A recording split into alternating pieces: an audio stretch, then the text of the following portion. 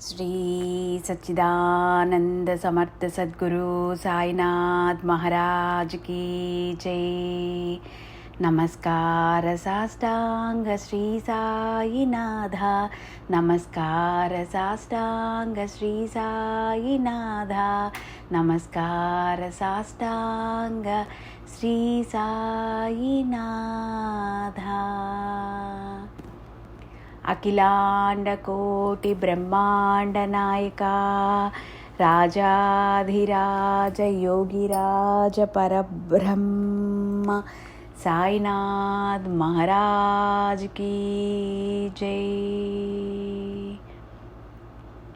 సాయినాథులకు మరొక్కసారి ప్రేమపూర్వకంగా పాద నమస్కారాలు చేసుకుంటూ, శ్రీ గణేశునికి మన నమస్కారాలు, శ్రీ సరస్వతీదేవికి మన నమస్కారాలు, శ్రీ గురు మహారాజుకి మన నమస్కారాలు, శ్రీ కులదేవతకి మన నమస్కారాలు, శ్రీ సీతా శ్రీ రామచంద్రులకి మన నమస్కారాలు, శ్రీ సద్గురు సాయినాథులకి మన నమస్కారాలు, నింబోల్కర్ గారికి మన నమస్కారాలు, ఏమాడ్ పంత్ గారికి మన నమస్కారాలు.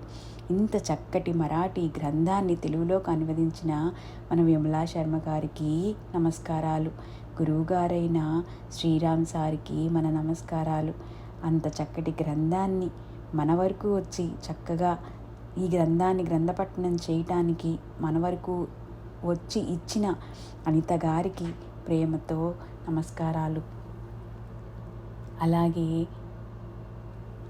అలాగే నారాయణ స్వామీజీ గారికి మన నమస్కారాలు.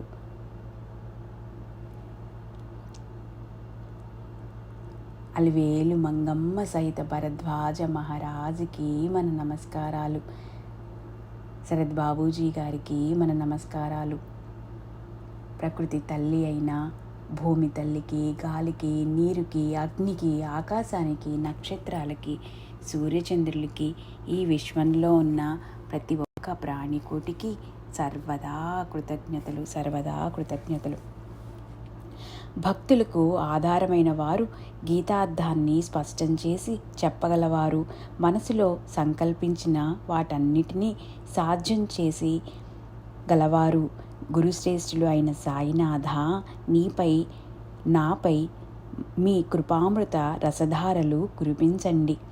51వ అధ్యాయము భక్తత్రయ వృత్త కథనము. 3 భక్తులకు చెప్పటం. భక్తులకు ఆధారమైన వారు, గీతార్థాన్ని స్పష్టం చేసి చెప్పగలవారు, మనసులో సంకల్పించిన వాటన్నిటినీ సాధ్యం చేసి గలవారును గురుశ్రేష్ఠులైన సాయినాథ, నాపై మీ కృపామృత రసధారలు కురిపించండి.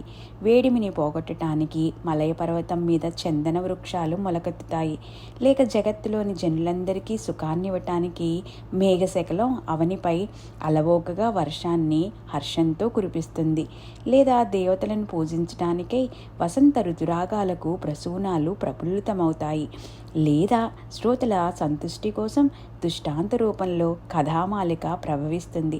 అలాంటి ఈ శ్రీ సాయి సచ్చరిత్ర వింటే శ్రోతలు, వక్త ఇద్దరూ పునీతులవుతారు. అది వినటం వల్ల చెవులు పవిత్రమవుతాయి, దాన్ని గానం చేయటంతో నోరు పవిత్రమవుతుంది. గత అధ్యాయంలో గీత 4వ అధ్యాయంలోని తద్విద్ధి ప్రణిపాతేన అన్న 34వ శ్లోకాన్ని నిరూపిస్తున్నప్పుడు అజ్ఞానం దూరమైతే జ్ఞానం తనంత తాను ఎలా ప్రకటమవుతుందో చెప్పబడింది.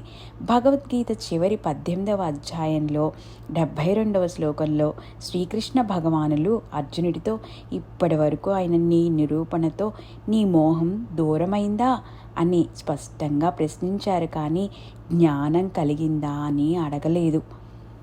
ధనంజయ, నువ్వు దీన్ని మనసునేకాగ్రం చేసుకుని వింటున్నావు కదూ, నీ అజ్ఞానమనే మోహం ఇప్పుడు బాగా నశించింది కదూ అని. అలాగే అర్జునుడు కూడా నా మోహం ఇప్పుడు దూరంగా పలాయనమైంది అని ఒప్పుకుంటాడు.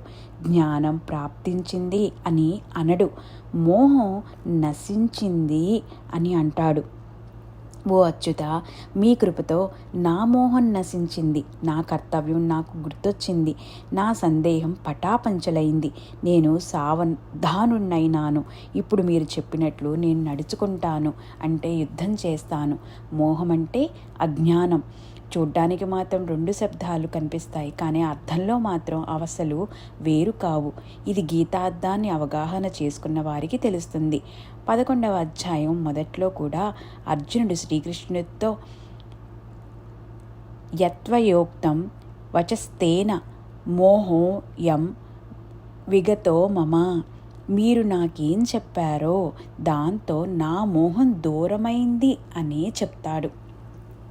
అంటే మోహం పోయింది అని చెప్తారు, కానీ జ్ఞానం వచ్చింది అని చెప్పరన్నమాట.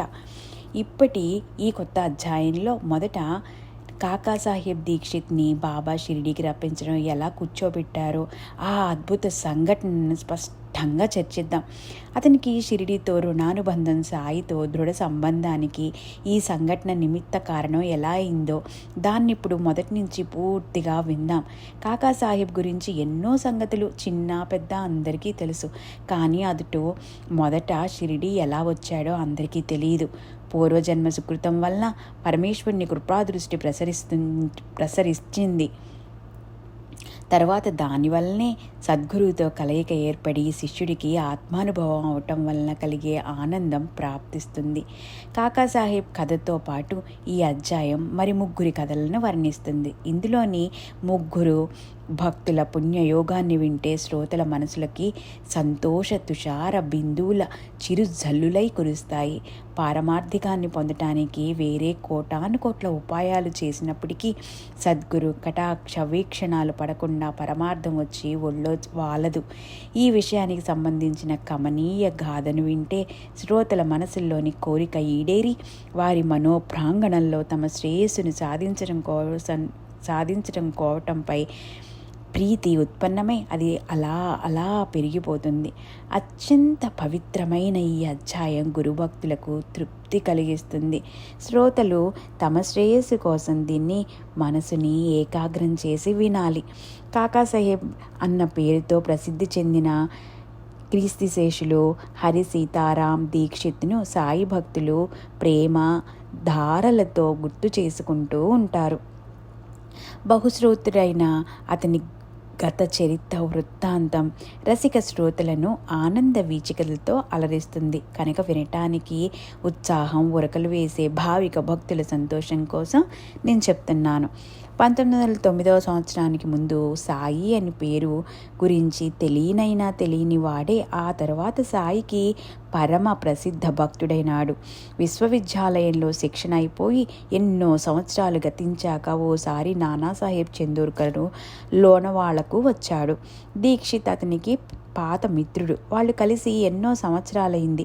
వాళ్ళు ఒకరికొకరు కష్ట సుఖాలను వెళ్ళబోసుకుంటున్నారు. లండన్లో బండెక్కుతుంటే కాలు జారి దీక్షిత్ కాలి దెబ్బకి తగిలింది.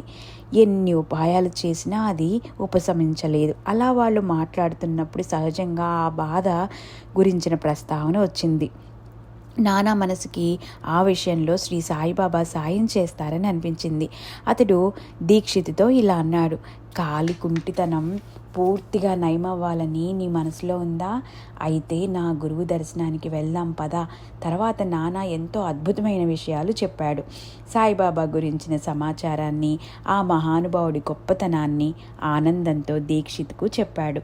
నా వారు ఎంత దూరంలో ఉన్నా, సప్త సముద్రాల అవతల ఉన్నా సరే నేను వాళ్ళని పిచ్చుక కాలికి దారం కట్టి వెంటనే లాక్కుంటాను అని బాబా ఎప్పుడూ అంటుండేవారు. అతనితో ఇంకా స్పష్టం చేస్తూ నానా ఇలా అన్నాడు, మనం ఒకవేళ బాబాకి చెందిన వాళ్ళం కాకపోతే ఆయన వైపుకు మనలను లాక్కోరు, మీకు ఆయన దర్శనం కూడా అవదు. బాబా దగ్గర ముఖ్యమైన గుర్తు ఇదే, మీ అంతటా మీరు అక్కడికి పోలేరు. అలా ఆ వర్ణన విన్న దీక్షిత్ మనసుకి తృప్తి కలిగింది. అతను నానాతో, నేను వచ్చి బాబా దర్శనం చేసుకుంటాను, నా కాలు నొప్పి అనగా ఎంత, దేహమంతా నాశనమైనా పర్వాలేదు, కాలి నొప్పి ఎన్నాళ్ళున్నా సరే దాని గురించి నాకు చింతన లేదు, మీ గురువు దర్శనానికి నేను పోతాను, అది కూడా ఎంతో శ్రేష్టమైన మోక్ష సుఖాన్ని పొందటం కోసమే వెళ్తాను, ఐహిక సుఖం గురించి నా మనసులో కాస్తైనా ఇచ్చలేదు, దాన్ని నేను అడగను, బ్రహ్మ తప్ప నిజమైన సుఖం లేదు, అదే గొప్ప అమూల్యమైన సుఖం, నేను మీ గురు సేవకుణ్ణవుతాను, అది కేవలం ఆ అమూల్యమైన సుఖం కోసమే, నా కాలికుంటితనం అలా ఉండని, దాని గురించి నాకేం బాధ లేదు, కానీ నా కుంటి మనసు బాగవ్వాలి, ఇదే నా ప్రార్థన. సాధన చేసి చేసి నేనెంతో అలసిపోయాను, కానీ నా మనసు స్థిరంగా ఉండటం లేదు, స్వాధీనం చేసుకుందామంటే అది నాకు తెలియకుండానే జారిపోతుంది, మనసుని స్వాధీనం చేసుకోవటానికి ఎంత దక్షత ఉన్నప్పటికీ కనుగొప్పి అది పారిపోతుంది, మనసుకి ఆశ్చర్యం కలుగుతోంది, అయినా నాన్న మీ గురువుని నేను మనసారా దర్శనం చేసుకుని నా మనసుకున్న అవిటితనం పోగొట్టమని ప్రార్థిస్తాను అన్నాడు. ఈ నాశవంతమైన శారీరక సుఖం విషయంలో ఉదాసీనంగా ఉంటూ అత్యంత శ్రేష్టమైన శాశ్వత సుఖంపై కోరిక ఉండే అలాంటి భక్తుల పారమార్థికాన్ని సాధింపచేయటం అంటే బాబాకెంతో ఉల్లాసం.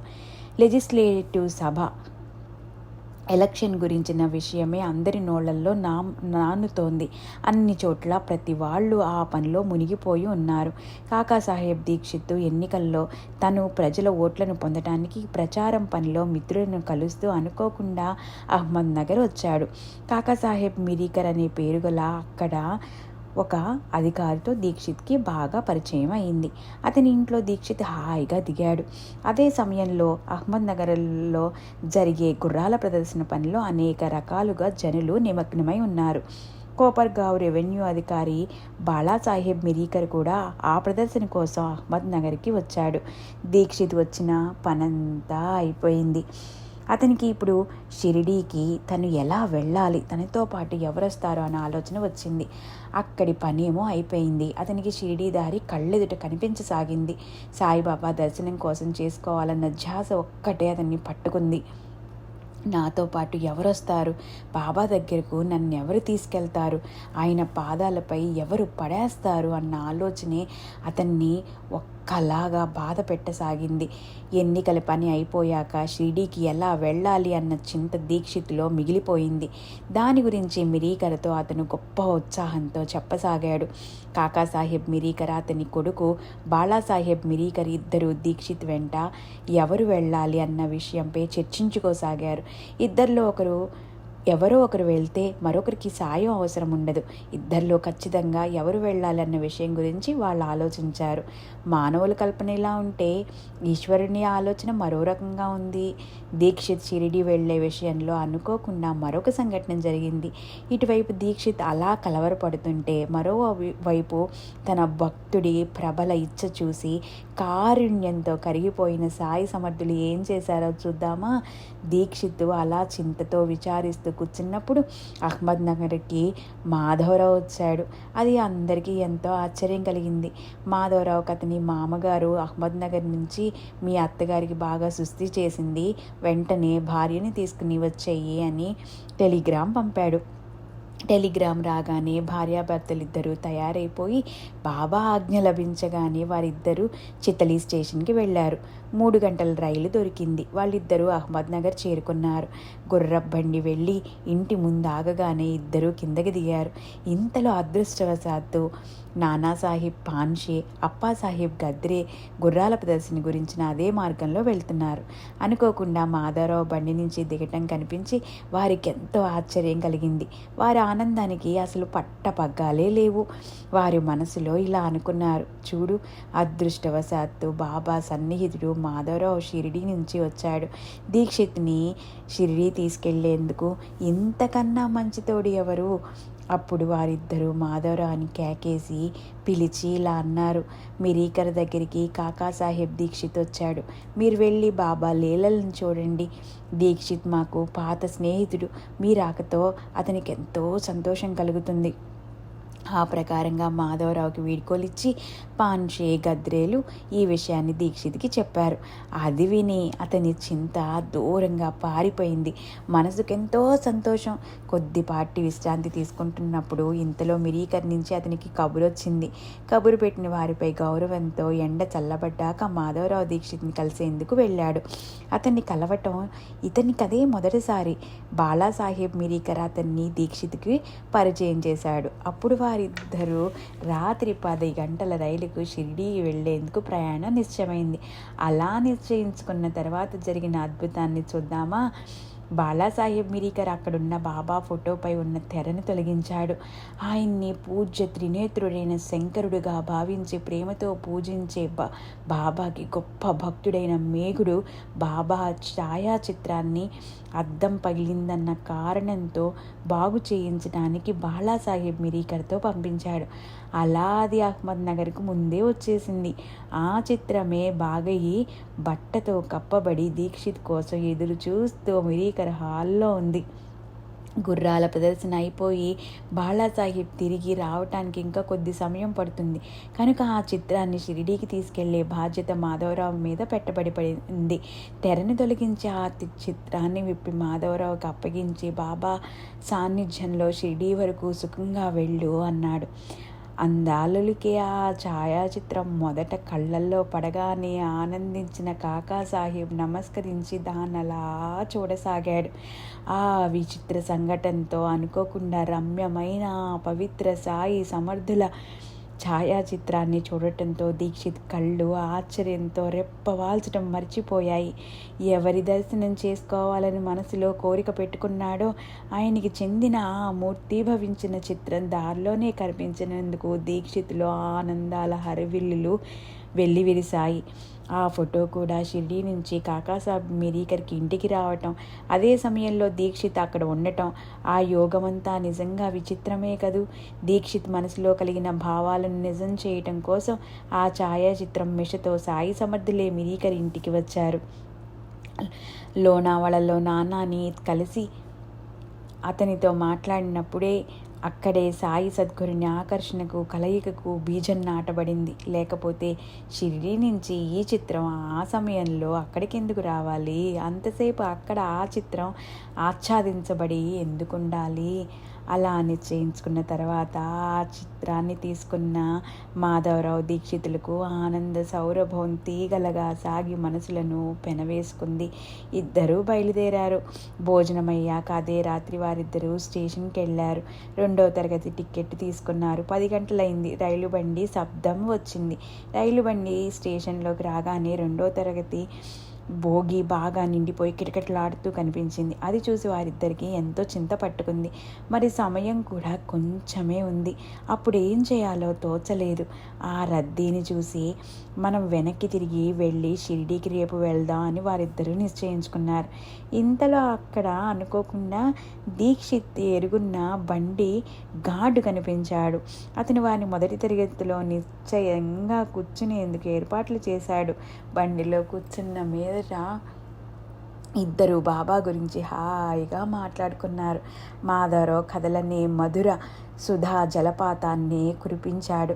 శ్యామ శబ్దద మనసు దీక్షిత్ మనసులో ఆనంద సాగరాలను సృష్టించింది.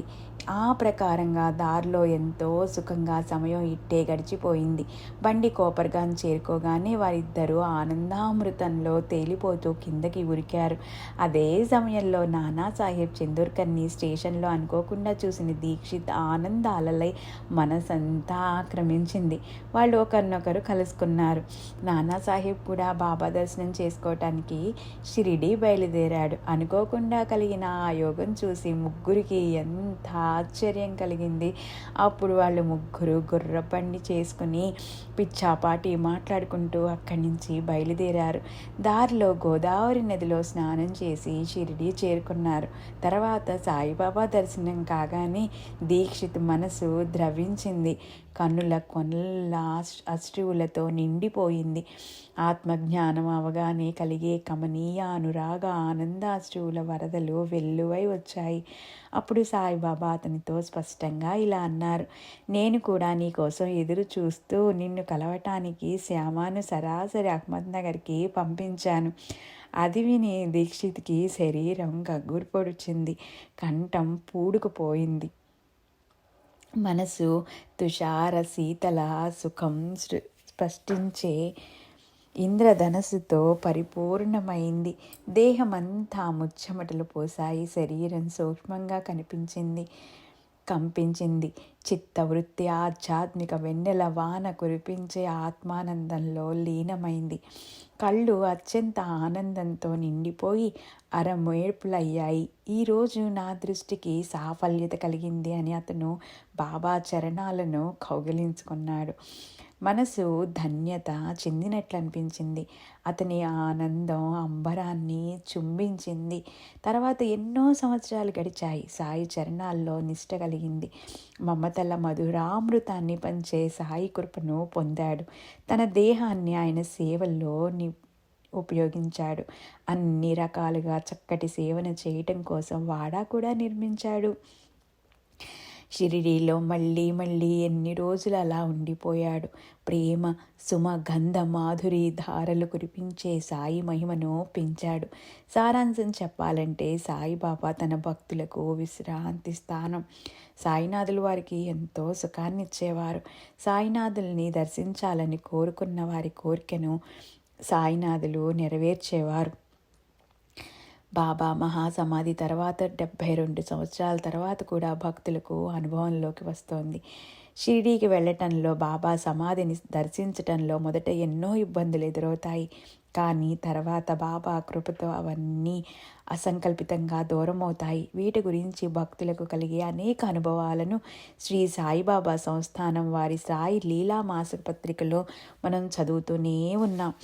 చంద్రుడికి చకోరాలు ఎన్నో ఉంటాయి, కానీ చకోరానికి చంద్రుడు ఒక్కడే. అదేవిధంగా తల్లికి పిల్లలు ఎందరున్నా ఆ పిల్లలందరికీ తల్లి ఒక్కటే. సూర్యుడికి తెల్ల కలువలు ఎన్నో ఉంటాయి, కానీ కలువల కన్నెలకు సూర్యుడొక్కడే. అదేవిధంగా మీకు భక్తుల అపారంగా ఉంటారు, కానీ వారికందరికీ శ్రేష్ఠుడైన గురువు తండ్రి సాయినాథులొక్కరే. మేఘానికి ఆతృతతో తన కోసం ఎదురు చూసే చాతక పక్షులు ఎన్నో ఉంటాయి, కానీ చాతక పక్షులకి మేఘం మాత్రం ఒకటే ఉంటుంది. అలాగే సాయికి భక్తులు ఎందరో ఉంటారు, కానీ వారికి తల్లి తండ్రి సాయినాథులొక్కరే. సాయినాథుల్ని సద్భావంతో సహజంగా శరణు వెళ్ళే వారి పరువును నిలిపి గొప్ప ప్రేమతో సాయినాథులు వాళ్ళ కార్యాన్ని సిద్ధింపచేస్తారు. అది ఇప్పటికీ కూడా ఎప్పటికీ కూడా ప్రత్యక్షంగా కనిపిస్తుంది.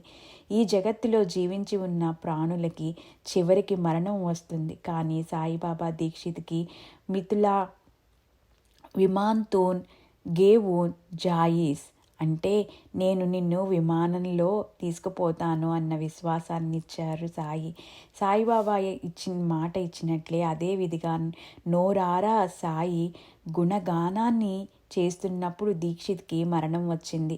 దాన్ని నేను స్వయంగా నా కళ్ళతో చూశాను. రైలు బండిలో మేమిద్దరం ఒకే బల్ల మీద కూర్చుని ఉన్నప్పుడు ఒకరితో ఒకరు సాయి సమర్థుల లీలలను చెప్పుకుంటూ అందులో లీనమై ఉన్నప్పుడు ఒక్క క్షణంలో అతను విమానం ఎక్కాడు. దీక్షిత్ ఆ సమయాన్ని చక్కగా సార్థకం చేసుకున్నాడు. నా భుజంపై తలానించి అతను అనుకోకుండా విమానం ఎక్కాడు. అపరిమితమైన అమరత్వపు సుఖాన్ని పొందాడు.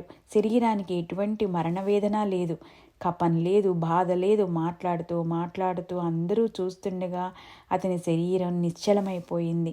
ఆ ప్రకారంగా మానవత్వపు పాత్రను వదిలేసి అతను తన ఆత్మలో తన ప్రాణజ్యోతిని కలిశాడు. సాయి విమాన మార్గంలో అంటే ఒక్క క్షణంలో సస్వరూపంలో అతన్ని నిలిపారు. అతను తన ఆత్మజ్యోతిని బ్రహ్మజ్యోతిలో విలీనం చేశాడు. మరణ సమయంలో దీక్షిత్ సాయి చరణాల్లో ధ్యానం పెట్టడం వల్ల అతని దేహాభిమానం పూర్తిగా కరిగిపోయింది. మనోవృత్తి తృప్తిపడింది కనుక అతని దేహం పూర్తిగా కృష్ణార్పణమైంది. 1848 జ్యేష్ఠ బహుళ ఏకాదశి రోజున జూలై 5వ తారీఖు 1926 కర్మభూమిని వదిలేసి దీక్షిత్ బ్రహ్మ పదవిని చేరుకున్నాడు. దీక్షిత్కి దేహవాసనం వచ్చిందని అనుకోకండి, లేక అతని కోసం విమానం వచ్చిందని అనకండి. కానీ అతను సాయి చరణాల్లో లీనమైనాడు అన్న విషయం మాత్రం ఎవరికైనా అంగీకారమే. కాకాసాహెబ్ దీక్షిత్ని సాయిబాబా విమానంలో తీసుకెళ్లారు. ఆ సంఘటన విషయంలో అవిశ్వాసం పెట్టడానికి ఏ కారణమూ లేదు. అలాంటి ఘటన ఇదివరకు సంత తుకారాం విషయంలో జరగటం ప్రసిద్ధమే. దీక్షిత్ ఏకాదశి రోజున రైలు బండిలో బాబా గురించి మాట్లాడుతూ ఒక్కసారిగా మరణించటం అంటే అతని కోసం బాబా విమానం పంపించినట్లే. దాని గురించిన అందమైన విస్తృత వివేచనం పరమ పూజ్య కీర్తిశేషులు నరసింహస్వామీజీ తన లైఫ్ ఆఫ్ సాయిబాబా అనే ఇంగ్లీషు గ్రంథం 2వ భాగంలో కాకాస్ డెత్ అండ్ సద్గతి అన్న శీర్షికతో ఇచ్చారు. దాని అనువాదం పాఠకులకు నచ్చుతుందని, ఆత్మకంగా ఉంటుందని క్రింద ఇచ్చాను.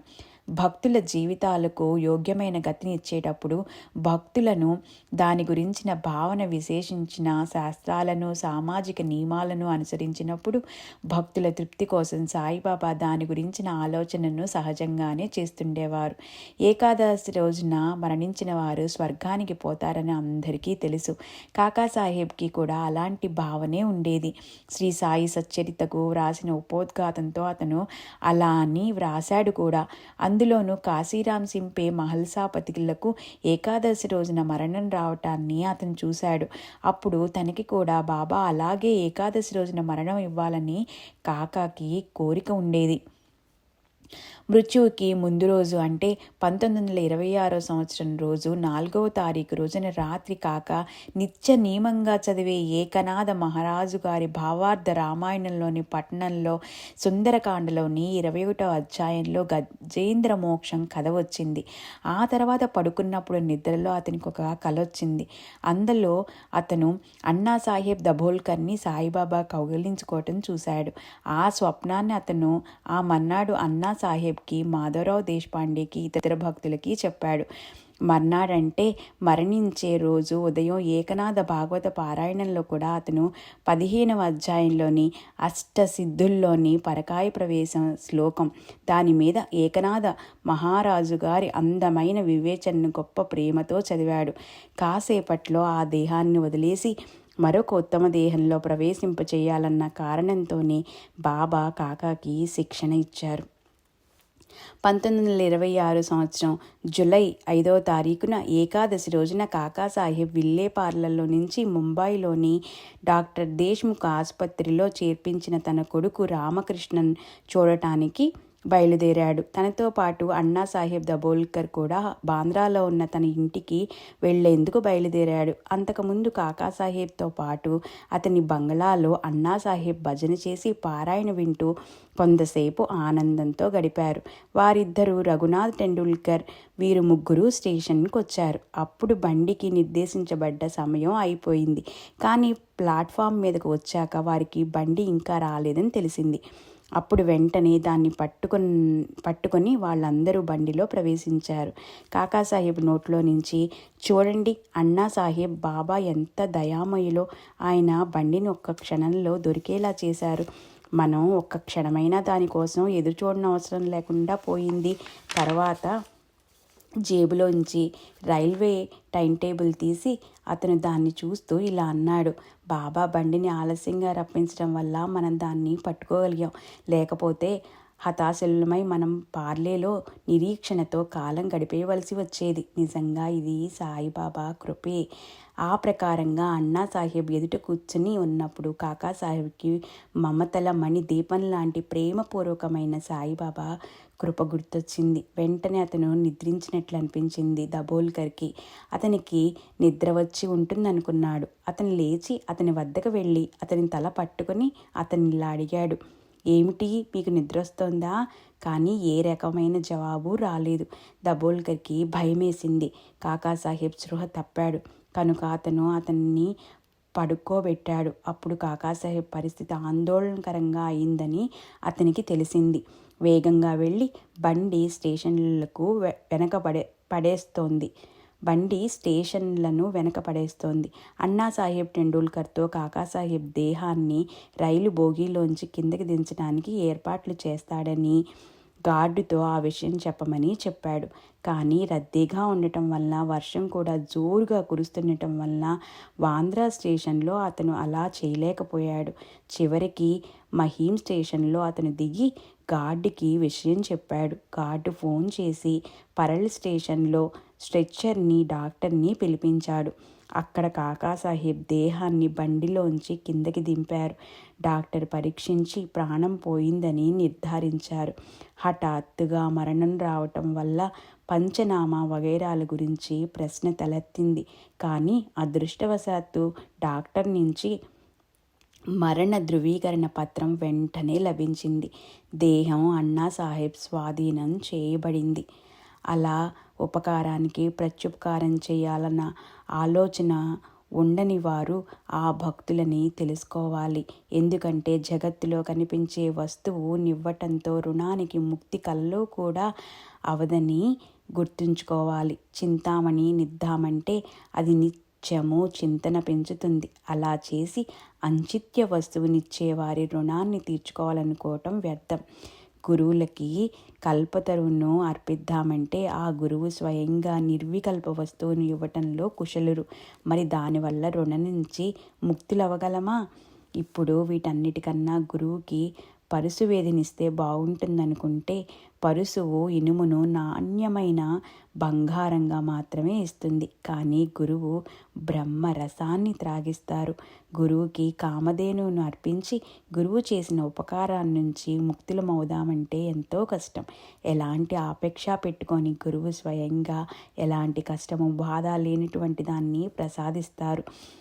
అఖిల విశ్వంలోని ఐశ్వర్యాన్నిచ్చి గురువు రుణాన్ని తీర్చుకుందామనుకుంటే మాయతో సృష్టించబడ్డ మిథ్యా వస్తువుని మాయతో సృష్టించబడని నిజమైన వస్తువునిచ్చేవాడికే ఇస్తే అది రుణ విముక్తి కలుగుతుందా? దేహంతో గురువుకి దృష్టి తీద్దామంటే శరీరం కేవలం నశించిపోయేదే. సద్గురువు సద్వస్తువుకి దాత. ఆయనకి మిథ్యా వస్తువులను అర్పించి ఆ రుణాన్ని తీర్చుకుందామనుకుంటే అదెన్నటికీ జరగదు. కనుక అనన్య శ్రద్ధతో సాష్టాంగ నమస్కారం చేయాలి. రుణాన్ని గుర్తుపెట్టుకొని సద్గురు పాదాలపై మస్తకం పెట్టి సాయినాథులకి నమస్కరించాలి. గురూపకారాన్ని నిరంతరము గుర్తుంచుకోవటమే శిష్యుని భూషణం. అందులో నుంచి ముక్తులు అవ్వాలని చూసేవారు ఆత్మసుఖాన్ని పోగొట్టుకుంటారు. ఇక్కడతో 51వ అధ్యాయం ఇంకా ఉందండి. మిగతాది రేపు చదువుకుందాము. శ్రీ సచ్చిదానంద సమర్థ సద్గురు సాయినాథ్ మహారాజ్ కీ జై. నమస్కార సాష్టాంగ శ్రీ సాయినాథ. నమస్కార సాష్టాంగ శ్రీ సాయినాథ. నమస్కార సాష్టాంగ శ్రీ సాయినాథ. అఖిలాండ కోటి బ్రహ్మాండ నాయక రాజాధిరాజ యోగిరాజ పరబ్రహ్మ సాయినాథ్ మహారాజ్ కీ జై. లోకా సమస్తా సుఖినో భవంతు. సర్వే జనా సుఖినో భవంతు. ఓం శాంతి. శాంతి శాంతి శాంతి.